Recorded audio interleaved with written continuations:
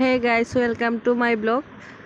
অনেক দিন আগে ভিডিওটা করে রেখেছি কিন্তু দিতে পারিনি, কারণ সময়ের অপেক্ষা। অনেকদিন পরে বাড়িতে গেলাম।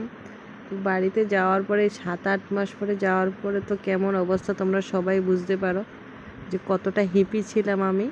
তো বাইরের ভিউটা আমি ক্যামেরাতে বন্দি করেছিলাম, তো ওইটাই তোমাদেরকে দেখাচ্ছিলাম। আর তার মাঝে আমি একটু শুটিং করে নিলাম বাইরের ভিউটা। আমিও বের হয়ে ট্রেন যখন থেমেছিল তখন আমিও দেখে নিলাম। খুবই সুন্দর বাইরের ভিউটা। আর সবাই সবাই দেখছে বেরিয়ে, কিন্তু কি হলো, 3 দিনের রাস্তা, আমরা সবাই একদম বোরিং হয়ে গেছি ট্রেনে থাকতে থাকতে 3 দিনে। তো আর কি করবে, এখন আবার ট্রেন ধীরে ধীরে ধীরে ধীরে ত্রিপুরার দিকে যাচ্ছে।